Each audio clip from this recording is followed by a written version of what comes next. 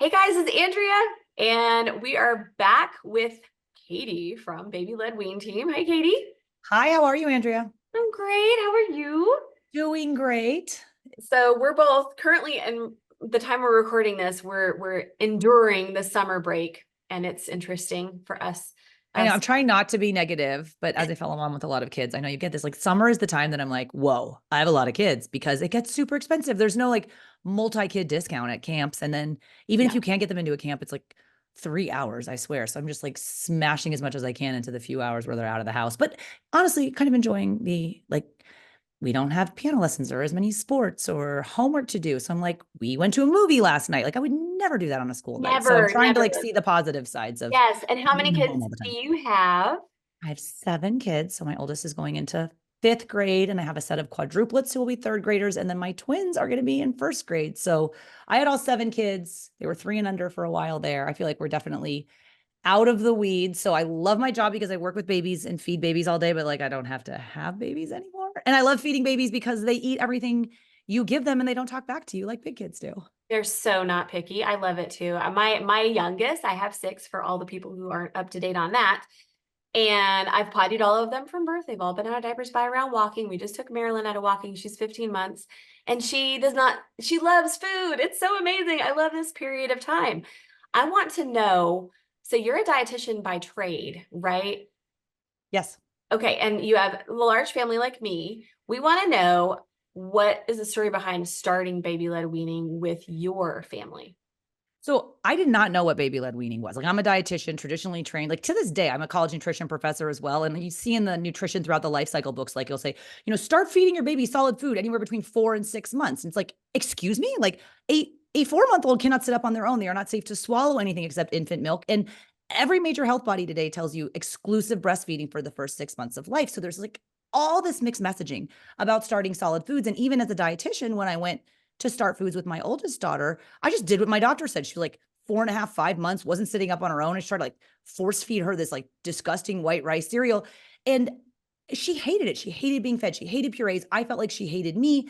And I felt Oh, like such a failure as a parent because, what kind of mom can't feed her own baby? And then what kind of, dietitian mom at that? So at the height of my feeding frustration, I found out I was going to have quadruplets. And I had been doing fertility treatment. So I knew the opportunity for multiples was there, but I was not expecting 4 babies. And I remember the first time I saw all 4 of them on the ultrasound, that once I was like, oh my gosh, how am I going to feed 4 babies at once when I can't even feed the one baby uh, that I have at home? So fast forward, they were born at 34 weeks, which is kind of a miracle because average age that's long. for gestational age for quads is 28 weeks. And they were in the NICU for a while, growing and getting stronger. And I remember this colleague who was a dietitian would come and help me feed the babies. Everyone would come and help feed babies. And she had a baby that was the oldest as my oldest. And she was like, oh, my daughter eats everything and she loves food. And she's like, how's your daughter eating? And I was like, you know what? I'm going to be honest. Like, it's terrible. She hates food. She only wants her bottle. She only wants milk. I am a failure as a mom. And she's like, well, why don't you try baby led weaning? And I was like, baby linguine? What are you talking about? She said, oh, no, it's this approach to starting solid foods. It's generations, millennia old. It's where you wait until your baby is old enough and you start feeding them modified versions of the same foods the rest of the family eats. And it prevents picky eating and it helps lower the risk of food allergy. There's no mealtime battles. And I was like, this sounds too good to be true. So kind of threw myself because I had a lot of downtime in the NICU and kind of leaned into my colleagues who were also professors and be like, is this baby led weaning thing legit? And those that were in feeding were like, actually, yes, there's this real incredible body of research that supports this notion of waiting until 6 months or later to start solid foods and then the benefits of offering finger food. So we don't put the spoon in the baby's mouth because putting anything in a baby's mouth, including a spoon, can be a choking hazard. And babies have the ability to feed themselves. There's so much crossover between your area of expertise and mine. Like if we just let children do the things that they were designed to do without interfering and messing it all up, Mhm. baby led weaning was everything I'd hoped it would be. We threw ourselves in whole hog when the quads were 6 months adjusted age. With baby led weaning, we made a lot of mistakes at first because there was lots of good resources about what it is and why it's better than force feeding by About how to spoon, do it. but there was nothing about how to do it. So I kind of Right? figured it out and realized by the Yeah. time they turn 1, those 4 babies had eaten over 100 foods. And if you compare that to conventional adult-led spoon-fed babies, those babies who are spoon-fed have at most 10 or 15 foods by the time they turn 1. And you know this as a mom of many kids, that picky eating is inevitable. It is going to set in starting somewhere around the first or second year of life. And if your baby only has 10 or 15 foods that they can eat, and you lose those foods to picky eating, You're done. that becomes a very challenging child to feed. Those are the kids that have to go to feeding therapy. But if your baby has 100 foods they can eat, and you lose 10 or 15 of those to picky eating, it's no big deal, right? Because you still got 85 or 90 foods they can eat. So this whole idea of the 100 first foods approach was born. So in 2016, I created the original 100 first foods approach to baby led weaning. Now we have tens of thousands of families all over the world who are taking this 100 first foods challenge. Their babies are eating family foods, cultural foods, real food. You don't have to buy pouches or purees. You don't have to force feed your baby. You don't have to have those mealtime battles. And all parents want is for their kids to grow up and like real food. And this is the way that they're doing it. So that's what I've been doing. But you were like thrown Nonsense. into it. You were thrown Absolutely. into And I had no idea what I was doing, but like No. I figured it out. But I was also like, you know, when you do something, you're like, dude, this is so much work. Like if you volunteer for something at school and I'm like, oh, I ran the vacation Bible school and I like don't really want to do it again. But because I like learned so much about how to do it, I got to do it next year. And that's what we did. We had actually, when our quads were 18 months, we had another set of twins. I wanted one more. We got 2, but it was great because by then I already knew baby led weaning. I did the whole 100 first foods approach with them, refined it all, streamlined it, turned it into a program that basically teaches parents what to feed their babies, how to make that food safe, when to offer it. And we get those babies through 100 foods by the time they turn 1, and they turn into toddlers and school age children who like and eat real food. And if you guys listening are like, oh my gosh, can I please have that right now? Then you can turn off this podcast and just go to godiaperfree.com/BLW, as in baby led weaning. And it'll take you to Katie's course. You can just cut the chase and just get $50 off with my link, or 20% is roughly what it is. And you will know everything you need to know so that you don't have a picky eater, but also so that you're being a good mom by helping them to eat the foods that they were designed to make and designed to eat. Just like we're being good moms by doing our best to potty our babies.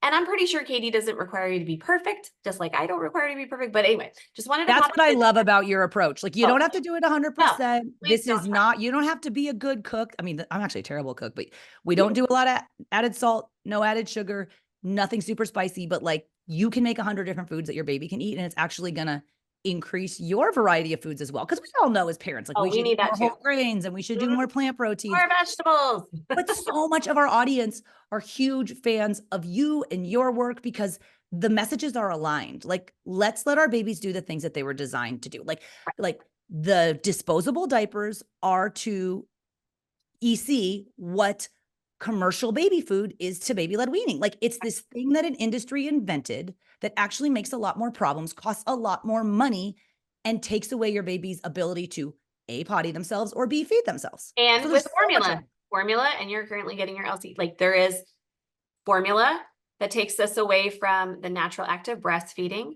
which causes similar issues. So how are we designed? What do we already have as equipment? How can we lead our children down this very developmentally appropriate path that does not have to be perfect, but is there for our convenience? I mean, honestly, it's way easier to just go to a restaurant and order your baby some of the food you're getting and let them eat it, as opposed to trying to carry around everything you need. That's my perspective, actually. And with Marilyn, like, didn't Yeah. you just let Marilyn eat? I mean, probably the food off your plate. Like it's what parents She of big prefers families it. She prefers it. She'll be like, she will refuse to eat anything on her high chair plate, you know, and I've got all this She stuff. wants to eat with She's you like, guys because no, babies, she they wants want the to be same part of our food. families. Yeah, she wants the same food, but she wants to sit in my lap and eat it off my plate. And I watched something, I think it had to do with continuum concept a really long time ago. And Jean Lidloff had done this video of like, I don't remember where she was. I think she was in Bali or something. In any case, she talked about how the babies just want to sit in the parents' lap and be fed the same thing. And I was like, that is so not what we learn here. There's so many things that are Of so course. not what we learn here. And And if you that's where think we about should it, question it. Yeah. babies in Nepal eat Nepalese food. Babies in Ethiopia eat Exactly. Ethiopian food. My mom is also a dietitian, and I'm the oldest of 6. So kind of like similar trajectories, but she's Yeah. like, I think it's ridiculous that you have an entire business centered around how to teach parents like to get their babies to eat real food. Like if you have a lot of kids, you realize the baby just picks the food up and eats it. And I was like, but mom, not everybody has a lot of kids and gets to that point. And parents have a lot of anxiety surrounding food and feeding, a lot of which is exacerbated by this commercial baby food industry, which has trained you to think like, oh, you walk down that aisle at Target and it's full of pouches. Ergo, my baby must need pouches. Like, absolutely not. Pouches are not developmentally And they're appropriate. so They're expensive. nutritionally incomplete. They're terrible for the environment. They're And they very cause expensive. Marilyn diarrhea. Like I was like, okay, I do have pouches because I have 6 kids and 3 businesses. And sometimes it just was easier to grab one, because I'm But you not. don't have to be perfect. But that's not all Marilyn was eating. I know that. But when she would eat one, she'd have terrible diarrhea. And I was like, Because okay, they're just applesauce, like it's they're with just applesauce. actual extra fruit concentrate I sometimes. know. And like, I don't even let my kids drink juice. So why would I let them just eat applesauce all day? It's crazy. Okay. So I want you to tell me, you have to wait till 6 months. You've just mentioned that. So, Or later. And you can talk about that. or longer, I was gonna say, yeah. And why, you said it's because they're not sitting yet. Is it just like the way the body There's is? a couple of reasons why. One of the biggest mistakes parents make is they start solid foods too early, because none of this works if you're trying to feed a 4 or 5 month old. Breast milk and or formula is sufficient to meet your baby's needs for the first 6 months of life. The American Academy of Pediatrics says it, UNICEF, World Health Organization, every major health body agrees. Children don't need anything except infant milk for the first 6 months of life. And then even after that, we're just very slowly starting to introduce food. So parents will be like, my baby's 6 months and they need to get all their nutrition from food. No, by 12 months of age, most of your baby's nutrition can be coming from food, but you're starting out at 6 months of age when 100% of their nutrition is coming from infant milk. Now, that 6 month mark is important from a developmental and nutritional standpoint, but from a physiological standpoint, most 6 month olds can't sit on their own. 4 and 5 month olds certainly cannot sit relatively on their own. Maybe by 6 months plus 1 week or 6 months plus 2 weeks, sometimes even 6 months plus 3 weeks, your baby will be showing you, hey, look at me sitting here on my own. I've got the head and neck control and the trunk strength to support a safe swallow. If you can't hold your head up, it means your airway's not straight and your baby can't safely swallow anything except infant milk. So we wait until the babies are 6 months, plus when they're sitting relatively on their own. And spoiler alert, it's not going to happen right at the 6 month mark. It might be a little bit after that. And if your child was born prematurely, you need to use their 6 month adjusted age before you even consider starting solid foods. And that was a big deal for me. My quads were born at 34 weeks. That was 6 weeks early. When they turned 6 months, every grandma in the neighborhood was like, oh, you got to feed those babies. Those babies are hungry. No, they're not. Developmentally, they're like 4.5 month olds because they were born 6 weeks early. They can't sit up on their own. They're not safe to swallow anything. I waited till they were 7.5 months chronological age. And even then they weren't all sitting on their own because all babies get ready to eat on their own Yeah, and timeline. all 6 of mine started eating at different times. With Marilyn, I had a very difficult time breastfeeding because I was 44 years old, and I was just like, yeah, this isn't really working. So I did formula, I did some pouch, I did whatever I could to get her to start gaining weight. I saw this specialist, that specialist, the other, and blah, blah, blah. But bottom line is, the basic tenets of baby led weaning, and also stuff that I learned from you when we met and did our first podcast together. And I was like, oh man, I was doing it wrong, which doesn't mean you have to be perfect, but I was like missing some of the main points of it that you teach in your course. And what I did with Marilyn was just such a nice blend of everything that worked for us. But it was definitely, okay, when you sit a baby on a potty, they can't sit up on their own. You're not supposed to do it, because their back has not developed to be sitting. They should not be sitting on a potty unheld. So the same thing, it sounds like with your situation, is when we're feeding, their body isn't developed to that sitting up place yet, so they shouldn't be having that particular kind of food. There's so many parallels between EC and baby led weaning. There's so many, it blows my mind. That's why I'm like, too. But it's because we're basing it on the natural development of babies and responsive parenting, and also like, how have people done it before all the commercialized crap came what on? you always use that line in your social content, and I love it. I'm one of your biggest fans and followers. It's like, babies were designed with a natural inborn instinct not to soil themselves or not to sit around it. I mean, obviously they have to soil themselves because you got to like eliminate, but like not to sit around in it. Like it feels uncomfortable. Like babies are designed to start reaching and grabbing for food when they can sit up on their own, support their own head and neck, which also happens to correlate with when breast milk's not 100% going to cut it anymore. Still super important, but it's time for complementary foods. Absolutely. And this is all complementary to the baby's development. So I love that. And I love that both of our audiences share the same core values and beliefs about how to be the best parent we can be. So with that, I want to know, obviously nobody wants to expose their babies to like have allergies, or they want to prevent things from happening. I have a couple of questions from one of my team members about allergies.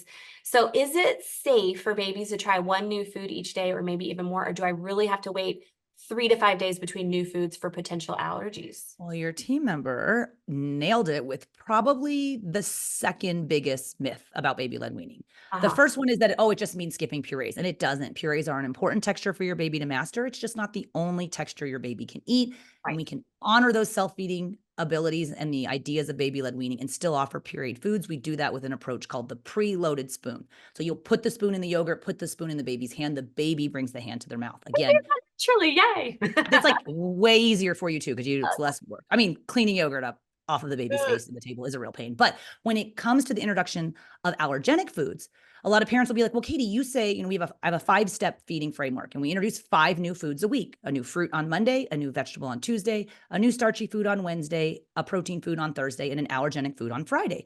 You do 5 foods a week. It's 20 foods a month. And in 5 short months, your baby's eaten 100 foods. We've got 100 first foods list. You pick the 5 foods each week. And parents will be like, that sounds great, except my doctor told me I need to wait 3 to 5 days between new foods. And the reality is, you don't need to wait 3 to 5 days. That is an old wives' tale that is based on absolutely no scientific evidence or any published clinical standards. This notion of waiting 3 to 5 days is like, well, I want to observe for any potential reaction. Good, as you should, because there are 9 foods, we call them the top 9 allergenic foods, that account for about 90% of all allergies. And the research shows us, introduce those foods early and often. That's how we actually lower the risk of food allergy. But here's the rub. The vast majority of food allergy reactions, if they're going to occur within minutes and up to no more than 2 hours following ingestion. Like Unbelievable. the first time you fed Marilyn eggs, yeah, watch her, okay? If she's going to have an anaphylactic reaction to egg, it is most likely going to occur no more than 2 hours following ingestion. It's not like you give her egg and then 2 days later she has a weird diaper and you're like, oh my God, she's allergic to egg. It doesn't work like that. So this 3 to 5 day false pad that unfortunately doctors are still saying, like I used to teach in medical schools and I'd be like, where are you guys learning this? Like, oh, we learned it in medical school. Like, it's not in But then any I of the get text. that. It's just like bad information handed down. And I love pediatricians and respect the work they do, but more than 90% of physicians in this country have never taken a dedicated nutrition class. So That's true. it And seems guess like a what? one. Well, guess what? With EC, there's a study that was posted, that was published in the 60s by a guy who worked for Pampers. He leads Pampers University, T. Barry Brazelton, that told parents to wait for readiness. You should read it. It has no science in it at Of all. course, they just It is made up terrible. stuff that they But wanted to. that gives a 2 or 3 year padding for them to be able to sell To diapers. sell diapers. And And I they're bet today expecting, doctors are still repeating what they yeah, heard. Like because the it's in the impact of books. history. It says that they don't have sphincter control until 18 months. It says it in my stepmom went to nursing school. I looked it up in her textbook. It says that. Do you know where they got that? From Brazelton, who works for Pampers. Follow the money, people, and you will It's find out the truth. But yeah, Well, three it's to like five all days those is also, bogus ages and it's just, phases they make up from baby foods, like it's crawler phase. Like, P.S. Your baby does not need to be able to crawl in order to learn how to eat. They need to be able to sit up on their own, which is a exactly. precursor to crawling. But like crawling phase food, like crawling and the ability to eat, they're not related. Some babies don't even crawl. So you're telling me they can't eat food? Like, Yeah. what? So Again, anyway, question everything, guys. yeah. Definitely don't, if you want to know the facts about baby led weaning, go to Katie and Baby Led Wean Team and her. You probably have seen her Instagram already. If you haven't, we'll link to it as well. I'm going to link to her course too. I learn so much from you every time you sit down, and it just really confirms all the things that I teach and I believe in. Like, I'm done having babies now, and all 6 of mine have done EC successfully, beginning to end. I've never had to potty train anybody. I've saved $12,000 in diaper costs. Similar story to you. Like, after you learn what you learn, you couldn't help but just tell everybody about it.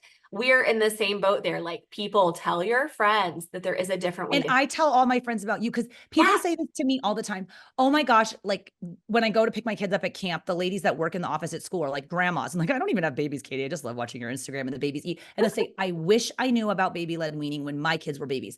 And the only person that I say that to is you. I wish I knew about EC when my babies were babies because it makes so much sense. And I love your students so much. We have so many students in our program who are huge advocates of EC, who are like, oh my gosh, this is like completely aligned. And so thank you for all the work that you're doing because we always say, like, what's weirder, Andrea, is like a baby pottying themselves or a baby feeding themselves. Like these areas, like they're not that weird. Like, what do you think cave mama fed cave baby back in the day before there was that whole aisle of pouches at the Yeah. grocery And do store? you think they soiled the entire cave? No. No, or No. needed to buy diapers because there was no such thing. So like, Exactly.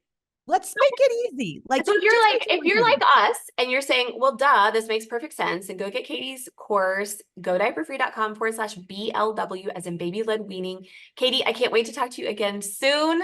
Thank you so much for being on here. Thank you. I love chatting with you. Keep up the great work. You too.